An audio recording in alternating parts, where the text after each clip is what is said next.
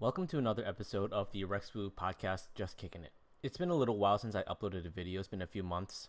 2023 has been extremely tough and emotional for me. I actually lost 4 friends and a family member to death recently. And it's been very, very tough from December till now. And on top of that, and everything else going on in the world and the rest of my life, uploading videos, recording podcasts, getting things together, on top of work, on top of training for martial arts, and on top of everything else, it's been extremely tough for me, which is why I have not been making videos or as many high quality videos as I was before. This year, I put a lot of thought and philosophy into just understanding what it is that is a good life. And that answer is going to differ for every single person. So I just wanted to give you my personal answer before we get into today's conversation as sort of my welcome back into the podcasting world. And living a good life requires a huge balance and pursuit of health, wealth, love, and happiness. Anything you do in your life has to fulfill those 4 things. And if it takes away from those 4 things in any capacity, it is probably not worth doing.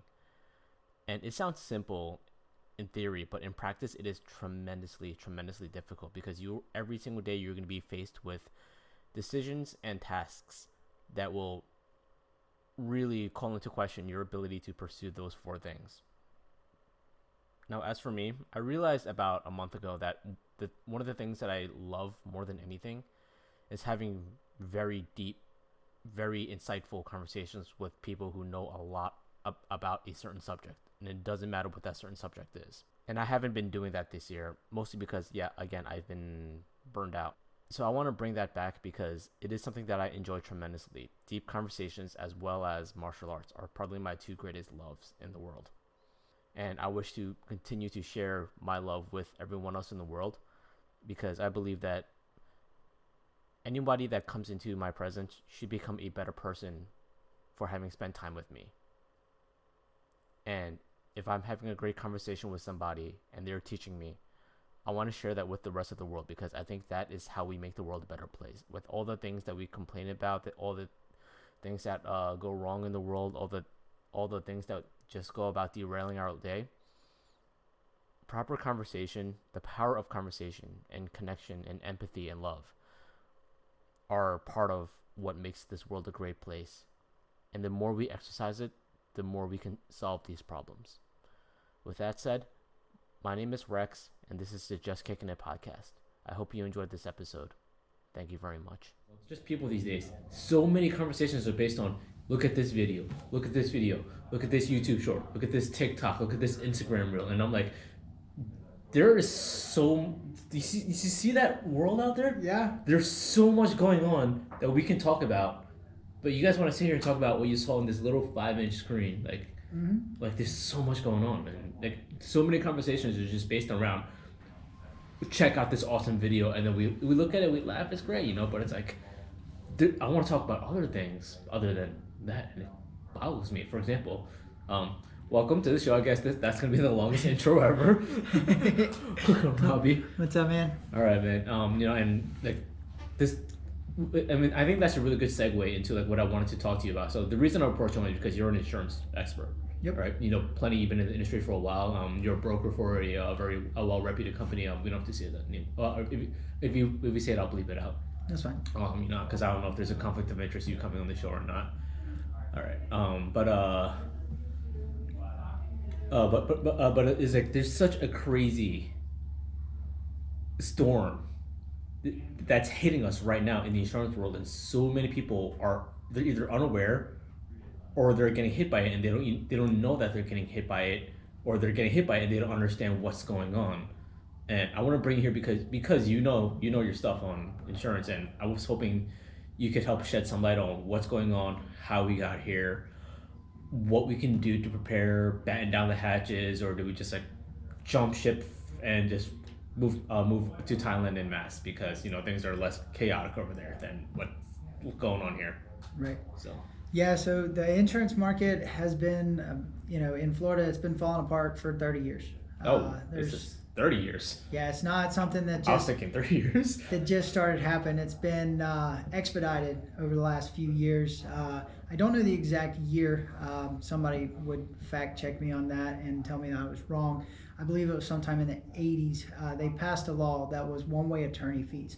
And what that meant that on a homeowner's property insurance claim, if that insurance company denied your roof claim or loss claim, and or underpaid that claim, and you filed a lawsuit and you were awarded $1 more than what the insurance company paid you, then the insurance company was responsible for all the attorney fees. And the attorney fees could bill up to I believe it was 33% of the total claim that they could bill out. So that was a big problem. And what ended up happening was, roofers found out about this starting maybe 7 to 10 years ago, and they started coming door to door and going to knock on doors and going to find damage on roofs. And then they would reach out to the homeowner and say, hey, there was a storm in your area, we think you've got roof damage. And they would come out and look at the roof, and then they would say, you need to file a claim. And they knew that if they were to get denied, that they could get an attorney to come in there and sue the insurance company and most likely win the lawsuit by $1 or get the claim approved. And then the insurance company would have to pay the attorney fees and turn around and pay for the roof. So that was a big turning point that was in recent years that really has changed the shape of the Florida insurance market. So the state of Florida accounts for only 9% of all insurance claims in the United States. So it's not like we're a huge claim state, but we account for 79% of the litigation in the nation. So that'll show you how litigious Florida is. And for some reason, Florida is a state where it's like the Wild West down here. It's where all the people come to do crooked things and, bend the law, break the law, and try and get away with it. I don't know why everybody comes to Florida to do that, but it seems to be, kind of how it goes. Florida man is a thing. Yeah, Florida man's definitely a thing. So they, a lot of these people come to Florida, and going back to social media, like we were talking about when it came in, if you're on social media and your neighbor that is 4 neighborhoods over, you'd have never known he got a new roof. Maybe back in the 90s, you'd have never known that the guy that lives 4 streets over got a new roof. But, now you follow him on social media, or you're close to him on social media, and, he's posting that he got a new roof and his insurance company paid for it, and he's tagging his roofer in there and how he did that, and how everything worked out. And they're claiming that they got a free roof. Well, unfortunately, nothing in this world is free, as we all know. And so, the insurance companies were paying for those. And that was really kind of the beginning of the downfall, was the litigation and how much litigation was going on in the state of Florida when it came to property claims. And that was really the turning point, was when inflation started to hit. That was when we turned into a crisis. And it wasn't just these insurance companies could raise the rate by 15, 18% and continue on. This is when they couldn't afford to pay the claims, because you had Andrew come through, and Andrew did mass destruction. Well, you had 2 years to file a claim. Wow. So you had up to 2 years to file a claim. And that insurance company had no way to know if that damage really happened when that storm hit, or when that inspector was up, or that roofer was up there looking at it and taking a hammer and hitting it, making it look like hail hit, or how that was going on. So it turned into kind of a game of roofers and attorneys versus the insurance companies. And for some reason, everybody thinks that insurance is supposed to pay for your roof. And, you as a homeowner are responsible for paying for your own roof at some point. It's not always on the insurance company. So, all right. So I want to just rewind back, because I'm a little conflicted, because on one hand, I'm not a huge fan of insurance, as most people are, and someone's taken to them, that little like anarchist part of my heart, my brain is like, yes, fight the big man. But at the same time, like, I also recognize like there is 100% a need for insurance, in this day and age, because it's to protect you from the unknown, right? Yep. So during that when that started with the insurance companies versus the roofers and attorneys, what would you say was like the one of the biggest effects that came from that whole battleground? So assignment of benefits really was what ended up happening. And assignment of benefits is if I'm a contractor and I come to your house, I knock on your door on a Saturday morning, say, hey Rex, I think we might have some damage on your roof. Can I go up there and check it out? And you say, yeah. So I go up there and check it out, and I say, yeah, man, we got damage up there. We need to file a claim. Well, you as the homeowner say, the roof's not leaking. It's not really worth filing a claim. I'm not climbing up and looking at my roof. I'm not, we don't have a leak. There's not a problem. But your roofers found this problem. So what you were able to do was sign an assignment of benefits. You were able to sign a piece of paper up until December of 2022 that said, this roofer is going to act on my behalf on this insurance claim. And then that roofer would go and hire an attorney, and then the whole process would begin with litigation and getting your roof replaced. And you as the homeowner, you stayed out of it. So people all over Florida were suddenly getting free roofs prematurely. Correct. Rough guesstimate, how much of a dollar impact would that have had on insurance companies? Oh, there's no way that you can put a dollar on that, because the problem is that you've got the risk spread between a lot of different companies, and you've got reinsurance involved and that kind of thing. And that's really what has begun to happen, and why you're seeing these companies that are going insolvent is the reinsurance market. So what is reinsurance? All right, so insurance companies buy insurance. Okay, so an insurance company doesn't just have billions of dollars sitting there in an account and they're ready to pay all of your claims. Insurance companies have a set amount of risk. So they say, okay, we're going to take on $500 million worth of risk. After $500 million, they're going to pass that on to a claim with a reinsurance company, and that reinsurance company is going to begin to pay them to reimburse them for the claims that they're paying out after their set dollar amount that they have. So that's reinsurance. And the reason that reinsurance gets really involved is over the last 5 years, they've taken losses year after year on the reinsurance side. And reinsurance is not I'm trying to think of the right word, not governed. I'm trying to think of the right word for that. Regulated? Regulated, yeah. So, insurance is the most regulated portion of anything that we do. Insurance companies are regulated, insurance agents such as myself are regulated, but reinsurance is a worldwide market, and it is not regulated. So they can go up on their rates however much they want, and we've seen them go up 30% over the last 3 years, year over year, and so that's why you're seeing your auto insurance premium increase. That's why you're seeing your homeowner's insurance increase. That's why you're seeing your boat insurance or travel trailer or whatever it is. Every line of coverage is increasing because the insurance company's insurance cost has gone up drastically. And so that's really a big part of it. In Florida, Governor DeSantis and the Senate and House all got together in May of 2022 to pass a bill to create a reinsurance through the Citizens Florida Guarantee Association, and they created a $2 billion reinsurance fund for private insurance companies to try and lower that cost down. So that was a step that they took in May of 2022, and they also set aside $150 million for hurricane mitigation to start bringing more and more homes up to code, and as far as hurricane straps and how a house is built, what kind of windows go in there, those different types of things. So there's a lot more regulation being put in. And if you look at the devastation year over year, the houses that were built in the 70s, if a storm comes through, that house is going to blow over. House doesn't stand a chance unless it's maybe a single story house that's built of block and has a nice new roof on it or something like that. But as you go through the years and you look at the hurricanes, the damage from the wind has not necessarily been the devastating factor on the hurricane. It's been the day-to-day claims and those Thursday afternoon storms that come through and produce some hail, and all the roofers again going out and knocking on doors and getting that assignment of benefits.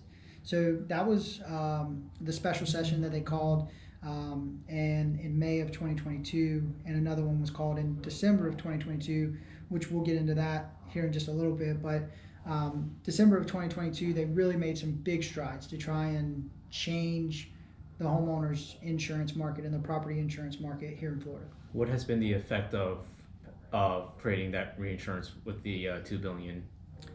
So with that, it hasn't really been a drastic effect on premiums. Too soon to tell? Or yeah, I mean, this was just December of 2022 that all of this really got put into motion. So there's no way to really know, how that is going to help us moving forward. You would think, $2 billion, that's a lot of money. But in the event, we're one of the largest property insurance areas in the world down here in Florida as far as, the cost of property to build and things like that, because we're all coastal and those types of things. So we haven't seen the effects of that so much as we've seen the effects of what they did in December and put in place has really drastically changed how claims are being processed and how they're starting to move towards a equal system of insurance company versus the average Florida homeowner, instead of it always taking the Florida homeowner side. So that roofers versus the insurance company thing, that's been going on for 30 years now. Correct. Why is it still in effect? And can you still make the case of why that's a good thing? So in December of 2022, they passed Senate Law 2B, which did a number of things. Okay. So it reduced the deadline of claims from 2 years down to 1 year. And that's huge because you have an insurance company, 2 years later, they've already spent those profits, already set their budgets up, and then they're paying for a claim 2 years ago. Whereas now we've only got 1 year to get that claim in, to get that claim approved or denied. So that really limited the amount of time that you had to file a claim, or for that roofer to come knock on your door and tell you had roof damage that you never knew about because your roof wasn't leaking. It reduces the time for insurance companies to pay or deny claims from 90 days to 60 days. So instead of the insurance company having 90 days to say, oh, we're not going to pay that, now they've only got 2 months. It repeals the one-way attorney fees. So there's no more one-way attorney fees. Now, if you want to sue an insurance company, you've got to pay your own attorney fees and go sue that insurance company. So the insurance company is not going to be responsible for paying your attorney that the roofer hired to go and sue, whomever you had your homeowner's insurance with. So that's been a big part of it, with changing the way that the litigation side is happening to reduce the litigation. Because remember, we only account for 9 or 10% of the nation's property losses. It's not like we have a ton of losses. Everybody says Florida's high risk area, high claims, this, that, or the other. They're thinking about hurricanes. That's right. But it's really boils down, when you look at the numbers after the dust settles, less than 10% of the nation's claims. Which state is the highest, just out of curiosity? So I don't go much outside of Florida and Georgia. I try and stay in those two states in the coastal areas. So that wouldn't be my specialty, but I would assume either New York or California is most likely going to be the highest claim state, and that's just due to the value of building, how much it costs to replace something, and those types of things. So that's really a big part of it, on how the claim is processed and the amount of the claim that happens. Gotcha, makes sense. Replacing a $1 million home in California versus replacing a $200,000 home in Florida. That's exactly right. Gotcha. And then also part of that Senate Bill 2B was they revoked the assignment of benefits. So now if you want to get your claim approved, you as the homeowner have to be responsible for it. So you can't sign that piece of paper and tell your roofer or attorney, hey, I want you to deal with this for me, unless you're willing to work with the attorney and get them the information they need. But no longer can they work on your behalf. It's your house, it's your problem. You got to be the one that's going to file the claim, follow through, and get the insurance company the necessary paperwork. Because in my opinion, coming from the insurance world, everybody says, just like you said, fight the big man. We all want to get mad at the big guy. Yeah. But if we look at insurance in the grand scheme of things, auto insurance, and I know I'm not talking about 2023, I'm going back a couple of years, because we're just now here, and we're just now at these rates here, so we can't use the numbers in 2023. The average auto insurance was about $100, $120 a month. Between 2018, 2021, I want to say, was the dates that I had looked at. And you're talking about paying an insurance company less than $2,000 a year. Okay, if you rear end somebody, or if you were to get rear ended and somebody didn't have insurance, what's the average car cost? 20 grand, 30 grand. $20,000. So how long would you have to have that insurance before? 10 years. So you're paying that 20 insurance years. company for 10 years to replace one vehicle. And so everybody gets mad at the insurance company and says, oh, they're trying to not pay this claim, or they're trying to deny this. And a lot of people don't look at their policy. They don't read their policies. And they don't understand the exclusions. They don't understand insurance. And we as agents a lot of times fail our clients in not educating them enough to what it is, because that client has made it very clear it's all about price. Yeah. And if someone can beat the price, then you can make the sale. An interesting story on that is back in 2020, right before COVID hit, or right in the middle of when COVID hit, we got a phone call 11:30 in the middle of the night, 11:30, 12 o'clock. And it's my father-in-law. He's on vacation. He said the fire alarm at the office is going off in Savannah. He said, can you run over there and check it? And my wife and I were like, hey, there's not a lot we can do. You know, if there is something going on, we're several hours away. We're not going to be able to make it there. And so fire department showed up, and it was total loss on the building. It was a $1.7 million building, and he had paid $2,300 that year for insurance. Company came in, did an audit on all of his paperwork that he had for his tenants that were in the building. Everything checked out. It was an electrical fire. Nothing can be done about that. Yeah. But in the event that it was a freak of nature and a total loss, the insurance company is going to pay to rebuild your home. You see all these homes after hurricanes get rebuilt, all these areas get rebuilt, and it's not like these homeowners are going out and taking out second mortgages and things like that. These insurance companies are paying. They're just not overpaying what your contractor thinks is the right price. Okay, so they want to be fair, but they also want to make money. They're a business. So if their contract states that they have a roof exclusion, then guess what? They're not going to pay for your roof. They're going to rebuild your home, but you're going to be responsible for the cost of the roof. And we as homeowners, it's the most money we've ever spent. It's our biggest asset that we have, or liability, whichever way you want to look at it, as far as debt to income and that kind of thing. But that's one thing to really look at is, you know, how much have you really paid that insurance company, and how much does your car cost? How much does your home cost? And those kind of things, because we always want to take the positive as a homeowner or as a human. As humans. Yeah, we want to take the positive of it.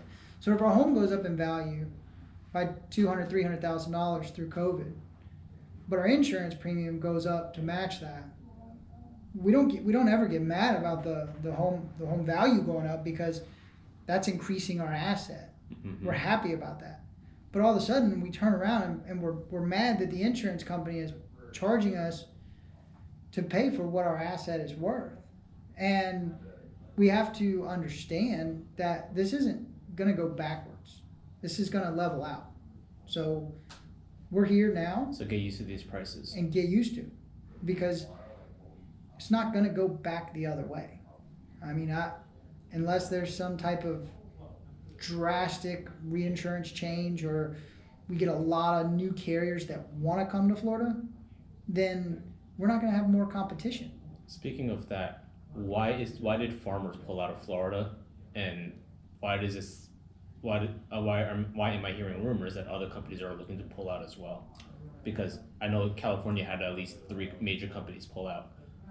Right. So again, it goes back to, you know, a business model. Yeah. And if you have 48 other states, excluding Florida and California, that are profitable, and you're doing well, and you can make the numbers work on the reinsurance, and you tell your reinsurance company on the application that you're not going to write new business in Florida, and they drop your rate by 5 points.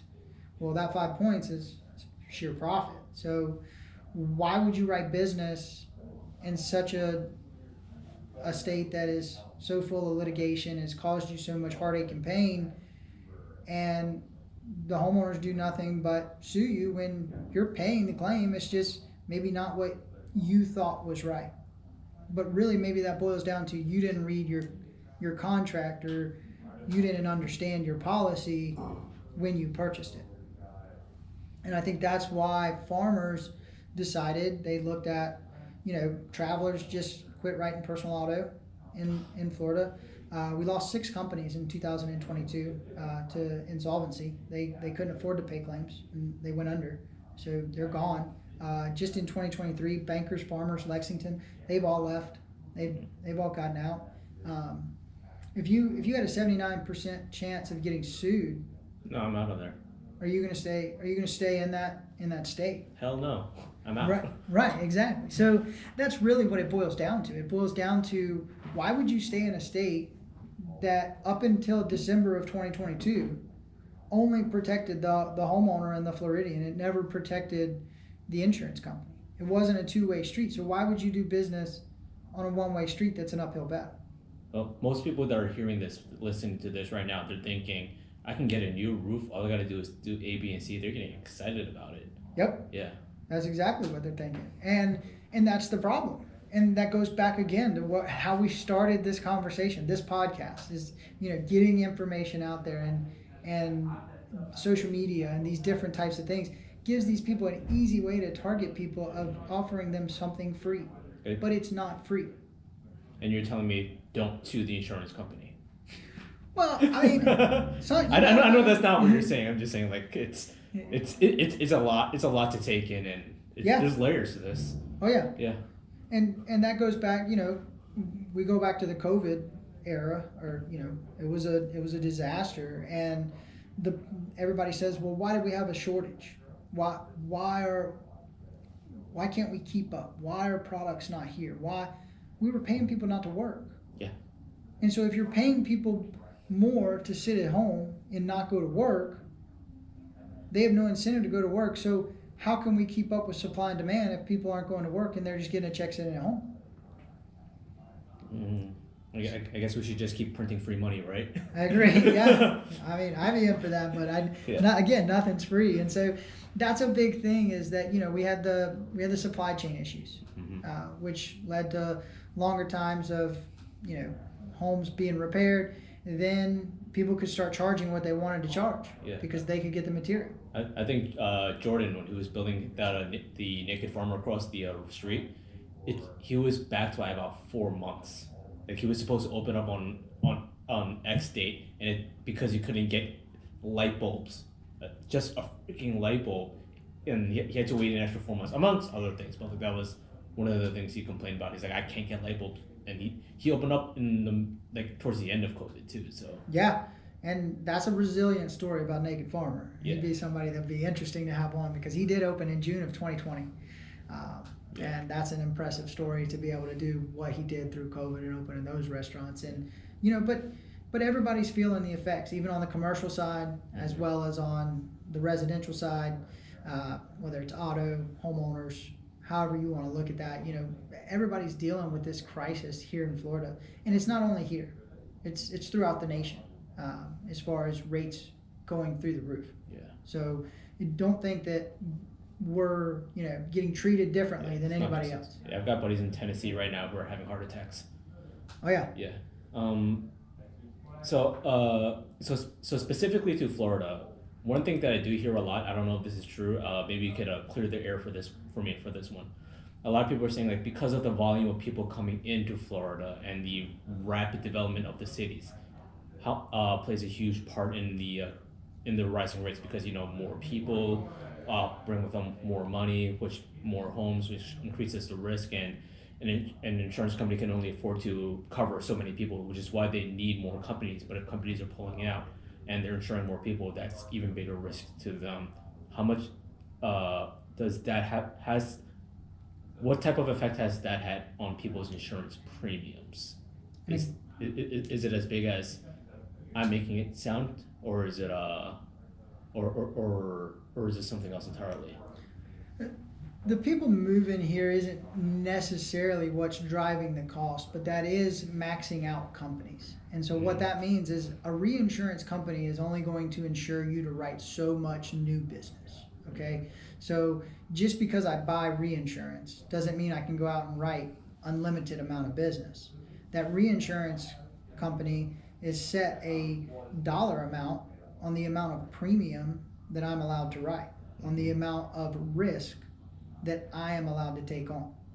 Does that make sense? Mm-hmm. And so because they only have a limited amount of funds. Right. So the more people that come into the market, as far as people moving here and those kind of things, starts to really push these insurance companies closer and closer to maxing out their reinsurance. Mm. And so when you start getting close to maxing out your reinsurance, what are you going to do? You're going to be very selective on who you insure and what you bring on. They're going to start digging into what's your credit. You have good credit. Do you file claims? Have you ever filed a claim? Have you filed a claim in the last 5 years? Are you a good risk for us to take on? And so that's why you're seeing these companies really start underwriting in a lot more advanced techniques and doing a lot more inspections and thorough evaluations of what new business they're going to bring on. Because all companies have taken a loss over the last 3 years throughout COVID. But I'm going to jump off of being on the insurance company side for a minute and show you my side of why I'm against insurance companies, because I work for my clients. Wow. I'm an independent agent. I don't work for any insurance company. I'm an independent agent, so we represent maybe 30 different companies. And so, if one of them tells me I can't write with them, I'm okay with that for saying this. But you got to think back to COVID. I keep going back to COVID. It was a huge event. Oh, for sure. Had everybody terrified. Everybody stayed home. Well, when everybody stayed home, not everybody was driving. Nobody was really filing claims. Fires weren't getting out of control because you were home 24 hours a day. If a fire did start, you most likely stopped it. You weren't, 45 minutes away at work to be able to get back to the house to know there was a fire going on. So, what really frustrates me, and this may kick off a conspiracy theory in my head, but the big thing is that if you look back, when a company goes public, who matters the most? Shareholders. Correct. So in 2020, if you look at what insurance company stocks were doing, they were increasing on a rapid basis, and stockholders were having very, very good years in 2020. I don't know if you remember that. I just threw money at the wall and I made money. Yeah. During those 3 years, it was amazing. Yeah, not right now though. Most certainly. So right now I'm losing. I think everybody is right now. But so let's look at it. If everybody's making more money in 2020, we're not having as many claims. Shareholders are happy, super happy, right? My shares are going up. I'm buying more stock. We're not having claims. We're not having losses. We're doing great. Well, a public company, they cannot have their shareholders upset with them. No. Okay. So although the value of everything started going up and inflation begins to happen, we do understand that that's going to have a negative effect on, as interest rates rise, the stock market's going to go down. We understand that. Mm-hmm. But the thing about it is that these large insurance companies, they want their shareholders to be happy. So just before we continue on that, because I know that a lot of insurance companies are also mutual fund companies. Yep. Is that included with the shareholders, or that's separate? I'm just talking about public companies with shareholders. Okay. Got it. If it's a mutual company or a company like that, it's a whole different set of agenda. They have a whole different agenda for how they make money. Gotcha. But a shareholder, they want to make more money and they want their profits to continue to go up. So we get through COVID. Everybody starts driving again. Year one went okay. 2021, we didn't see big increases. We didn't see a whole lot of effect on what COVID had done to the insurance market. Well, then we had a kind of a stagnant year for shareholders in the insurance market. Well, then in 2022, we started to go down. We can't do that. We can't go down. We can't have shareholders losing money. We just had these record profits. We were giving people money back in 2020 on their insurance premiums because they weren't driving. Do we know what caused them to go down? We started having claims again. We started driving again. Gotcha. The economy opened back up. That's right. We had to go to work. Mm-hmm. Thank God. We had to go back to work. Yeah. Car accidents started happening again. House fires, when you're not there, things started happening. We started having these claims. Break-ins. Yep. So then you had the increased cost of material on top of you just gave this money back to people in 2020 for not driving as much and being a great company because you made these record profits. Well, now you got to make your shareholders happy. So the only way to do that is to increase everybody's premium and blame it on inflation. But it really just boils down to you got to keep making a profit because you got to keep your shareholders happy. And that's where my frustration comes from, is that at the end of the day, public companies, all they care about is their shareholders. Yeah. We all think that we're customers, and unless we're shareholders, they don't care about us. Yeah. Well, yeah, because the shareholders are giving billions versus customers are giving you millions. That's exactly right. And so look at a company like Uber. You know, Uber's never made money. No. Not a single year has Uber ever made money. Had a couple good quarters. Yeah? Yeah. Well, a few. Yeah. But you know why Uber hasn't made money, right? Yeah. Go ahead. So Uber has not made money because they continually get these investments and their stock price continues to rise. Keep going up. Even though the company's not making money, because everybody is waiting on autonomous cars, and then Uber's going to be worth tenfold. It'll be worth tenfold what it's worth with having a driver behind the wheel, because the driver's the one that makes all the money. But once you take that driver out of it, you have autonomous cars. That's what everybody's waiting on with Uber. But at that point, well, I would agree with you except for two things. A, Uber scrapped their autonomous driving division, partially because they got sued by Google. Oh yeah. Yeah, and the other part is that their entire business model revolves around using other people's cars. If autonomous vehicles come out, they would have to end up buying their own massive fleet of vehicles and insuring all that, which would cost them trillions of dollars. But why would I have to do that? If I had an autonomous driving car, why couldn't I sign up for Uber and then at 8 o'clock it just pulls out of my driveway while I sleep all night and it goes around and picks people up? It's the same business model but without a driver. Make sense? And I'm just curious on how that's going to play out, because I've never understood Uber. Because Uber's never been a profitable company, but somehow they continue to get these investments and they continue to get these positive returns on shareholders, but the company itself never makes money. In insurance, you can't work like that. Yeah. You have to make money in it. Well, they operate on tremendous cash flow. Their cash flow is probably one of the biggest ones in the entire world. Oh yeah, yeah, for sure. Yeah. But I've never understood they don't make money. Amazon didn't make money for about 20 years. Yeah, true. It's one of the greatest companies there is. Yeah. But going back to insurance, and those are the things that really I dive into, and I also do employee benefits on the health side, and that's one thing that really will get under my skin as well, and that's a whole different topic. But shareholders are really the driving force of a lot of what's going on, because a company can only sustain so many losses. So at this point, are you putting the onus on the shareholders or on the companies itself, or I mean, it would be a mix. I put it on a mix of really these companies not mitigating their risk prior to everything that's happening. You used to just fill out a simple application and they would do it kind of a drive-by inspection and keep on rolling and insure you, and then when things would happen, they'd fight you every step of the way. And now they're really doing their underwriting. They're really looking at these properties. They're not going on Google Maps and pulling these things. They're actually sending somebody to your house to do an interior-exterior inspection, and really looking into what are we insuring.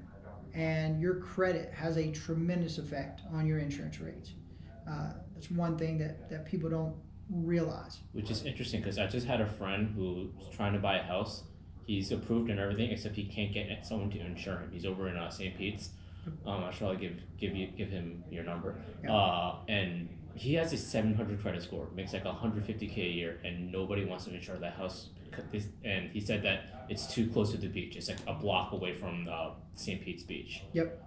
And that's definitely, that's happening. There's properties that people just don't want to insure. And it's not necessarily only the property insurance. You have to take into effect flood insurance as well. Yeah. Flood insurance is a large portion, and part of the laws that were passed is that if a company offers wind, they can state in their contract that if you don't have a flood insurance policy in place, that they can deny your claim if you don't have a flood insurance policy in place. Yeah. So that's one thing that again, it goes back to reading what you're buying. This is your largest investment. This is your home. This is where you live. And we complain about $3,000-$4,000 a year, but yet we'll go out to dinner and blow $80 3 nights a week and not say anything about that, but we're mad that our insurance is going up because nobody likes to pay for insurance, because normally they have a bad experience, or they read on social media that somebody else had a bad experience, and so now they have this negative connotation towards insurance. But I'm very straight up and honest with the people that I write business for, and I tell them, hey, this is excluded, this is excluded, this is excluded.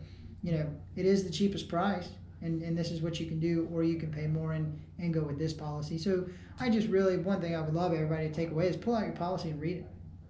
And read the exclusions, read the endorsements. Oh, that's tough, because a lot of that is written in lawyer speak. For sure, it definitely is, but it's really broken down in just a couple of exclusions that you read through and those kind of things, because normally a policy is not written so much in attorney speak as it is with exclusions and endorsements.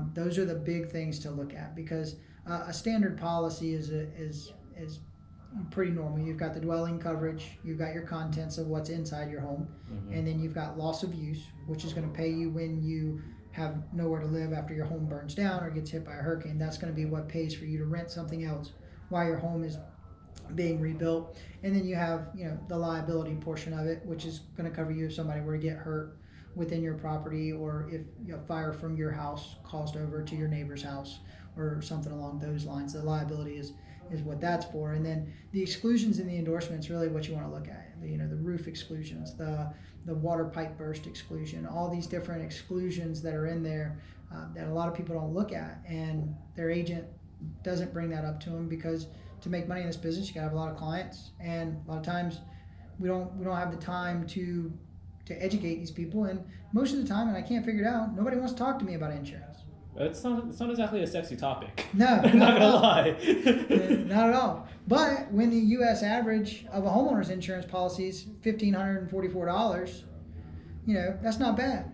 But when you move to Florida and they're predicting the average by the end of 2023 to be, $4,200, you're gonna want to start talking to your agent. You're gonna want to start finding out how you can become a fortified home, how you can utilize some of the benefits of getting those inspections done, or replacing your own roof, or doing the things to take care of your property to lower your homeowner's insurance premiums. Everybody thinks, oh, I bought this house, somebody else was living here before, you should insure this, I live here.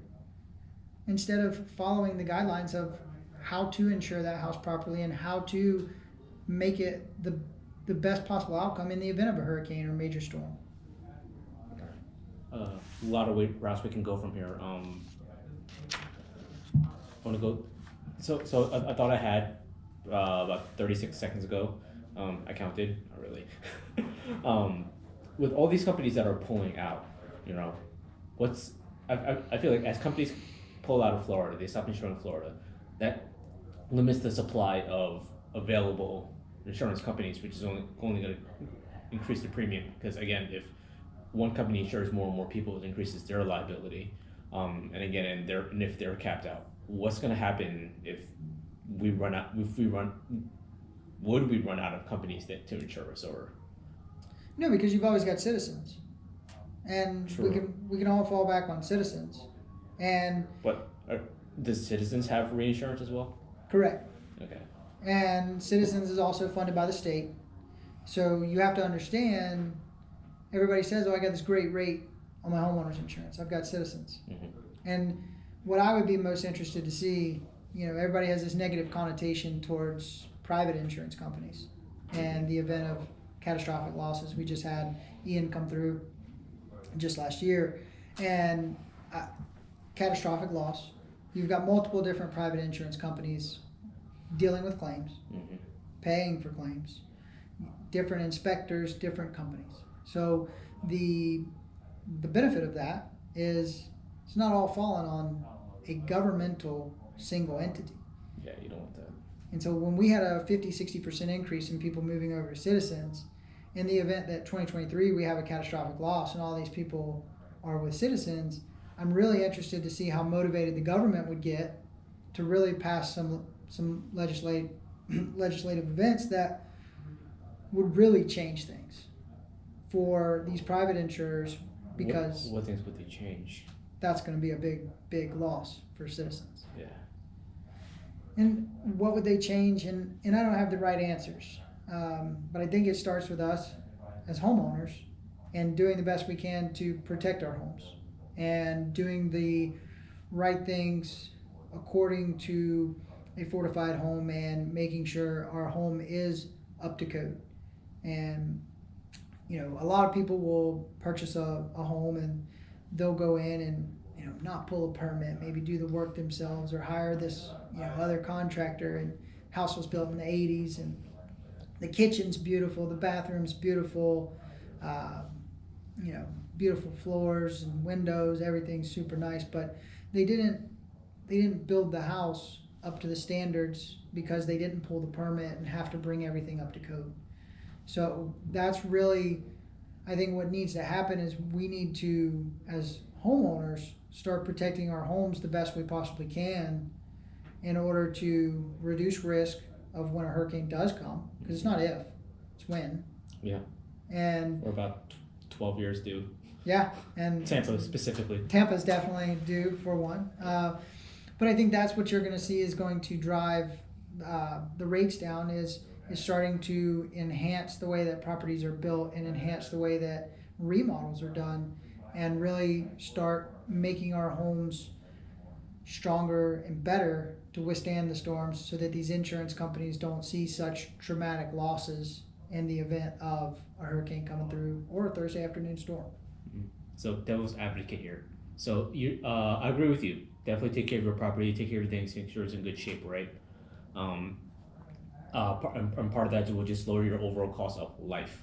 Yes. But all right, so I'm just gonna play devil's advocate here. So I got a home, I'm changing it, I'm pulling permits, I'm bringing it up to code, and then I get it. I just get it reassessed, and then the property value goes up by another $75K.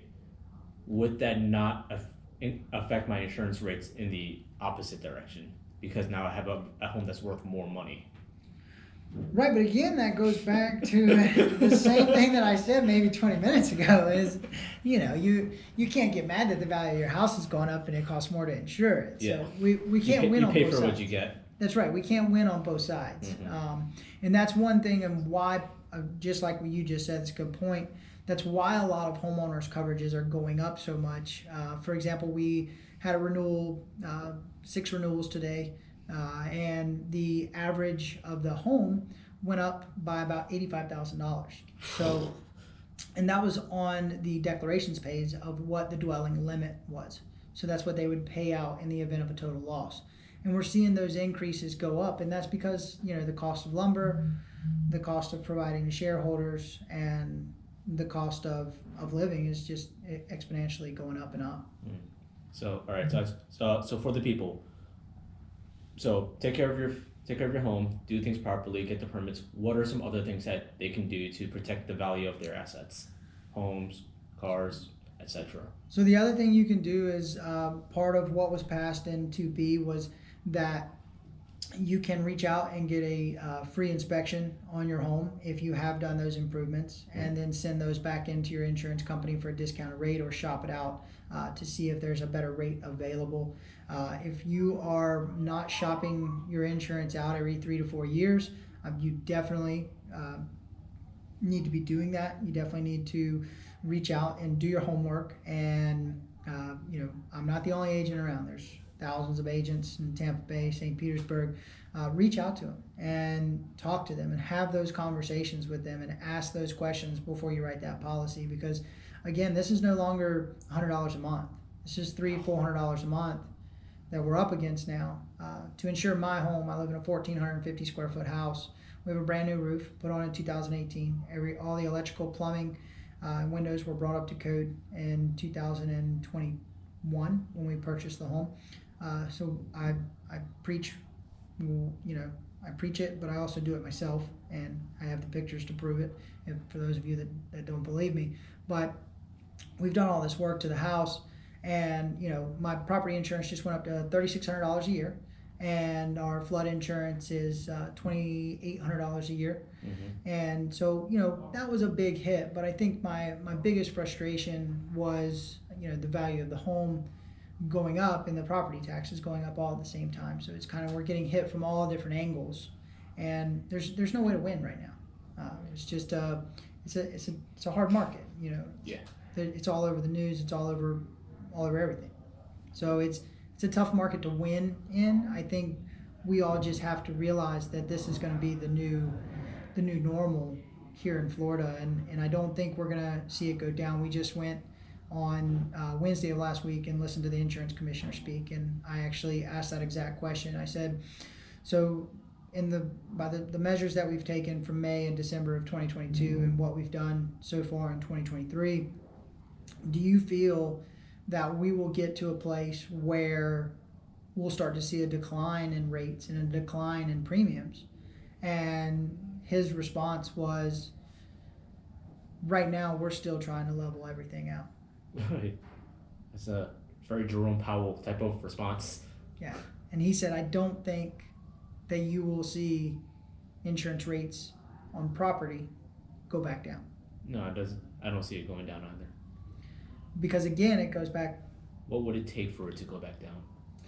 What it would take to go back down is for reinsurance costs to go back down, litigation to be cut by 60-70%, and get back in a normal range of litigation, which we feel that the laws have leveled things out of what they've put into place, and allowing these insurance companies to put an arbitration clause in their policies now, that they'll give you a little bit of a discount if you sign a policy that has an arbitration clause in it that says, if you don't like the way we settle this claim, you can't sue me.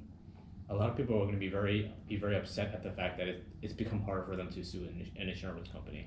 Most certainly. Yeah. Most certainly. But I think, it's gotten out of control. I mean, you turn on the television and it's either an attorney commercial or it's a prescription drug commercial. It's all over our highway billboards. Yeah, it's all over everything, and everybody's all about litigation, and litigation is not the answer. The answer is educating yourself as a homeowner prior to buying that policy, and understanding that if you're not willing as a homeowner to replace your roof, then they're only going to pay you actual cash value if there is an issue with that roof. They're not going to pay you replacement cost. And there's a lot of different things that these insurance companies are doing to mitigate their risk. And right now, everybody's just trying to keep insurance, which I understand 100%, because not everybody has the financial means to just go put a new roof on their house tomorrow. You don't have 20 grand you could just spend casually?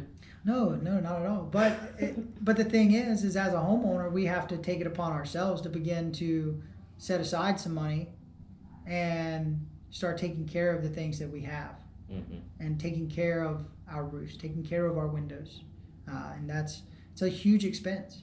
But why is it the insurance company's responsibility that if we had a hailstorm come through in September of last year, and this roofer came out to my house and there was a little bit of hail damage that was on my roof? It's not leaking. There's no problem with it. The roofer just, saw a couple dents in it, and it's cosmetic damage. The roof's still working perfectly fine. Why is it the insurance company's problem to replace my entire roof because I had some cosmetic damage? How'd they get away with that for 30 years? Because it was a law. Okay. And laws are forever to change. Right, and who are the people who are most of the time, judges and people who are in the courtroom are past attorneys, and attorneys are friends and work together. So. And they own homes themselves. Again, and it goes back to exactly what we were saying. Florida's kind of an outlaw state where I don't know what brings them here, but criminals love this state, and it's just been an ongoing thing. And I think December of 2022, 2B is really going to put a stop to a lot of the litigation, and that's going to help us drastically to level things out. Citizens and Governor DeSantis stepping in with $2 billion for reinsurance is a huge thing. And then as codes continue to change and properties are built stronger and stronger, I think you're going to see a positive impact on rates leveling out, maybe slightly, going down maybe in 2024. But, that probably needs to get edited out because it's probably not going to go down. It's probably going to level out, and we're going to go back to regular increases. So don't hold my breath for $100 a month home insurance. No. Got it. No, don't hold your breath for that. Not at all. Gotcha. Dude, who reinsures the reinsurance? So reinsurance, there's no one that that's the end. That's it. Yeah. So reinsurance is the end of the road, and a lot of tech companies and investors have been dumping money into reinsurance because now with these rate increases, it looks a little bit more appetizing for people to get into it. And we hope that the rates will be driven down, but I just don't see that happening. I really don't. We're all making more money. We all get paid a little bit more money. Mm-hmm. And, again, it goes back to what I say. We like when the value of the house goes up, but we don't like when the cost of insurance goes up. So we have to understand that, we're not necessarily going backwards. We're kind of leveling out. We're just keeping up with the market. Right. Yeah, because insurance is typically the very last thing to go because it waits for the value of everything else to go up before it goes up. Correct. And you got to wait for a claim to come in, the home to get rebuilt, everything to get paid out for those insurance companies to realize what their true loss was to be able to adjust for the following years and years to come. So that's a really interesting topic of, how do we drive rates down? How does that happen? Without government intervention. Right. Yeah. And or I feel like in this case it's going to require some hard government intervention. As much as I don't like government intervention. For sure. And they've done that, and I don't know how they twist this on the property and casualty side, but they've done that on the health insurance side with the health insurance marketplace and getting federal subsidies and those kind of things. And the federal government, they like the private business. They don't want to take it over. They want to pitch in and help, but they don't want to take it over. Everybody says, oh, well, the government, should do this or they should provide this for me. Well, in my opinion, I don't want the government providing it for me. Oh, the 9 scariest words are I'm from the government and I'm here to help. That's exactly right. And so, I don't want the government, writing my insurance on that. And that's why I'm not appointed with Citizens because in the event of a claim, I want to call somebody who is there for profit, not somebody who's there till 5. Mm-hmm. So that's kind of my thing is I tell people that all the time. They send me deck pages from Citizens and say, oh, can you compete with this rate? And I tell them there's no way. No. Citizens is as good as it gets as far as cost per month. Right. But again, it's the risk you're taking there is huge. 100%. Yeah. 100%. So all right. So we've covered what homeowners and what property owners should be doing. What should say someone who hasn't bought anything yet. 27-year-old person, graduated college, grad school, has been working for years, got 20, 30 grand saved up, hopefully. You better. What should they be looking out for then as when they're looking to buy property insurance? What are the things that they need to be wary of moving forward? So how should they position themselves? Ooh, that's a tough question. I think, again, it goes to shopping out coverages. A lot of times when you have a mortgage company or whomever it is that you're working with, they all of a sudden provide you with this insurance quote. It just pops out of nowhere and you're just like, wait a minute, where did this come from? I think reaching out to different insurance agents and reading on the internet. We have so much information right at our fingertips, whether it's our phone, computer, however we want to get that information. Ask Alexa. ChatGPT nowadays. Yeah, and really start doing your research ahead of time about what you're in for on property insurance and flood insurance, and understand that that's going to be part of your debt to income ratio when you are purchasing a home. And a lot of people are going to revert to Citizens, and I understand that because cost is cost. But understand that in the event of a catastrophic loss, it may not play out like you think it's going to because you have insurance. And this can happen with a private company too. I'm not bashing Citizens. Citizens doing everything they can to keep us insured right now. Mm-hmm. And I agree 100% with what Citizens is doing and how they are helping right now to keep us insured and keep things going. But I think we have to really slow down a little bit and assess the situation and look at these homes we're buying and say, hey, if I'm going to buy this home, understand that plumbing's probably outdated, the electrical's outdated, the roof's outdated. These are things we really need to check the panel box, understand now as homeowners, whereas before we could get insurance. We never thought about those things. Yeah. And so I think those are things we really have to take into account now versus 4, 5, 6 years ago.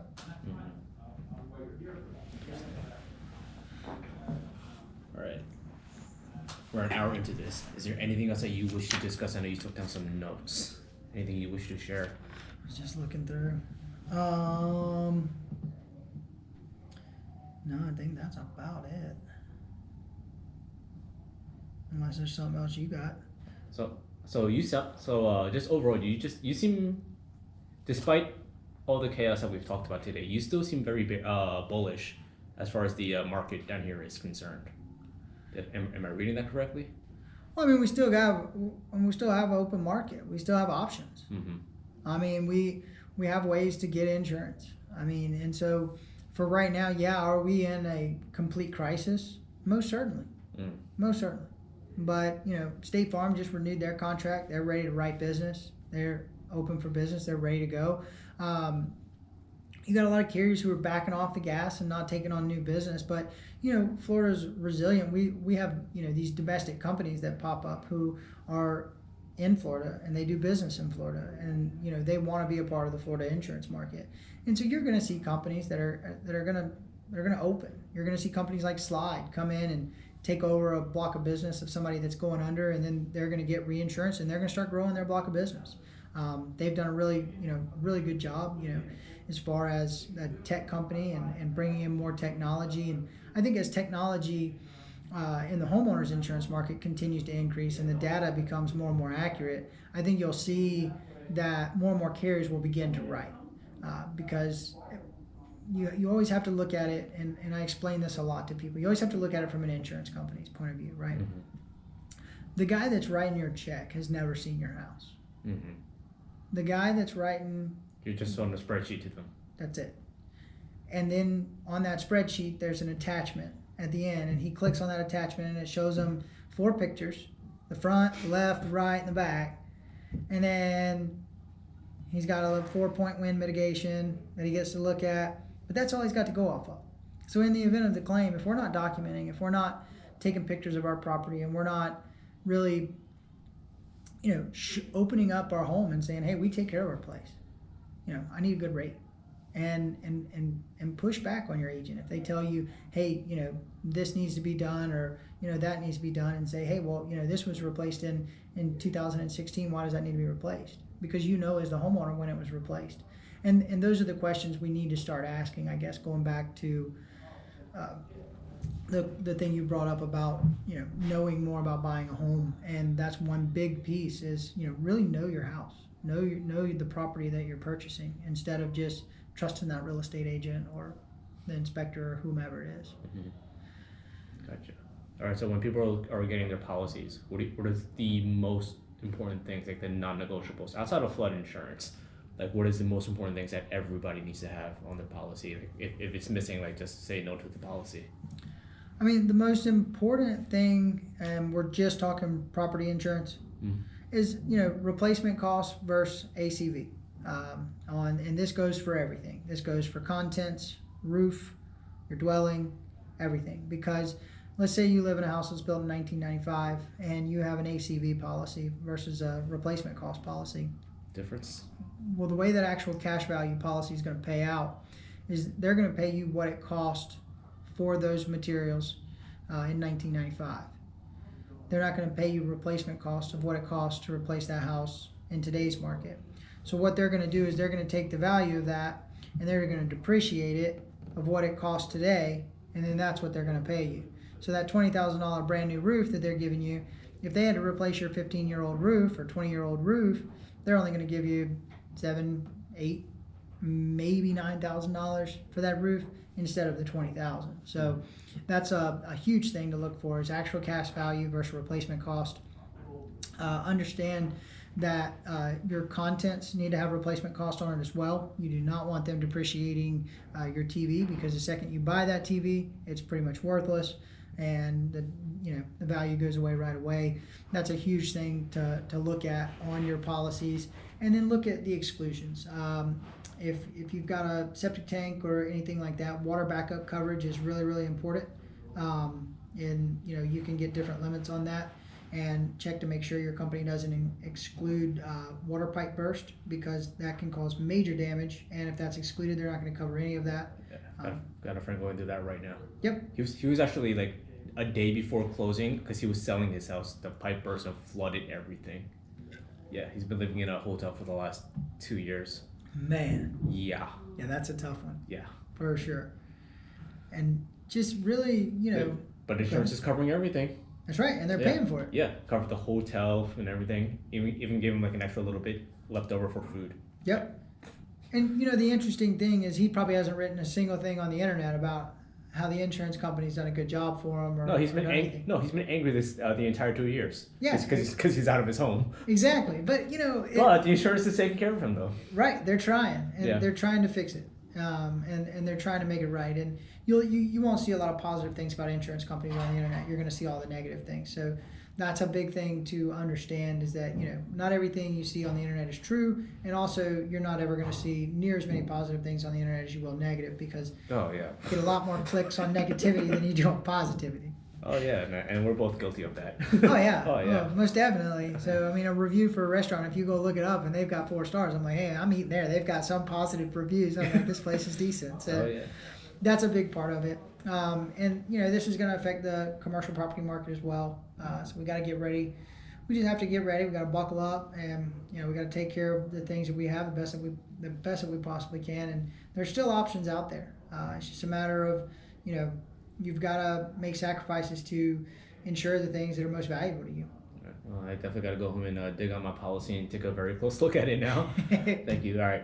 Is there anything else you would like to add, or anything that people need to take away, if they take away at least just one thing?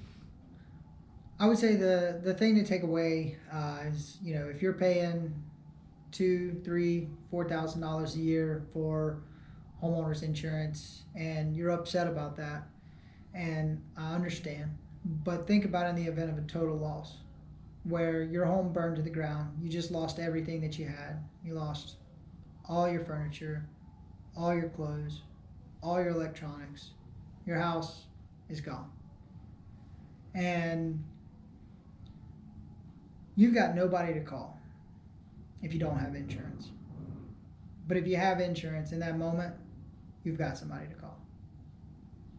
And they may not pay out everything that you think that they deserve to pay out, or what they should pay out, but you've got somebody to call, and you've got somebody that is on your side, because you are a customer of theirs, and they have a written contract with you, and they are going to do what the policy reads to replace your home. And I think that's one thing to think about, is that if you didn't have insurance, you're going to call mom and dad and say what? Please help. I'm moving back in. So that's one thing to always think about. My room's still available. And we've been there, because, like I said, our office burnt down in 2020, and it was just, we lost everything. Actually, funny story on that. I couldn't pass an I-9 recently. After the fire, I lost my Social Security card and my birth certificate. Well, my passport was getting renewed, and so I had mailed my passport in, and come to find out, I didn't. I got an I-9. Our parent company just got acquired, and I was laughing because I was sitting there with my wife, and I was like, I don't have the documents to pass this I-9, and she was like, what are you talking about? And I was like, I have a voter registration card and a driver's license, but this doesn't work. And so I had to actually reach out to the Social Security office and get a new Social Security card, because I lost that in the fire. And, just understand, when there's a fire, you're going to lose everything. Yeah, no, fires don't discriminate. No, not at all. Ask anybody in California or Canada right now. Neither does the fire department. Yeah. So that's really, all I would say is, just understand that as insurance increases, look at other options, look at taking care of your property, and just remember, in the event that a tragic loss, you've got somebody to call. Yeah, that's a hell of a pitch. That's the one way that I look at it, because I've been standing in driveways of houses that are still on fire, of an auto accident where it's a total loss, or maybe they've injured somebody else, and they feel bad, and they don't have a lot of money, but the insurance company is going to pay to help that person who you hurt, or the insurance company is going to pay that claim of somebody getting hurt on your property, and you've got somebody in your corner. Hell yeah. Thank you very much, man. This was tremendously insightful. I learned a lot. Yeah, we'll definitely do another one. I'll be happy to do one for employee benefits and health insurance, and we can go down that rabbit hole. I'd be happy to do that with you. For sure. Thank you very much, man. Thanks, Rex. All right.